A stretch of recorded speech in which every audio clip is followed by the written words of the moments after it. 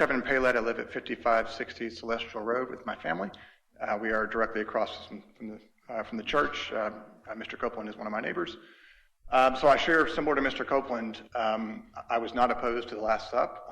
As I shared with Dr. Weston when I called him, I was on a family vacation. I've got young children during the last meeting. And so unfortunately, sometimes, those who are opposed to something come and speak out, and those who are fine with it just remain silent.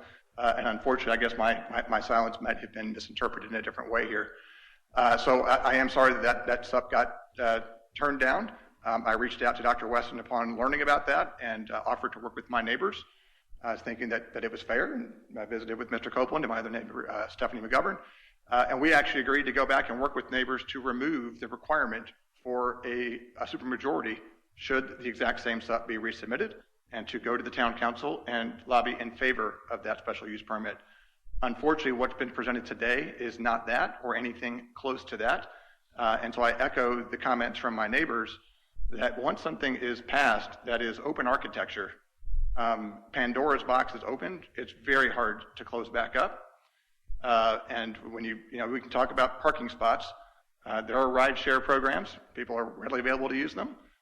People can bring in buses for weddings or other things. And so next thing you know, you could have 120, 150 people on that property, right? Irrespective of the number of parking spots. So I think not to have certain protective conditions in writing up front that are agreed to by all parties would be very negligent and long-term dangerous to what is otherwise a very tranquil residential neighborhood. And I think that's a key point to make here. Anyone who's driven in that neighborhood knows that ingress and egress is tight. People mentioned that there's not sidewalks. My kids ride their bikes in there. So respectfully stating that adding 18 more cars in and out, and again, it could be more than 18, ride shares, people park on the street, buses, etc. I think not to do so would really change the tranquility and safety of the neighborhood for those who live there, and I'll say for my children. So thank you.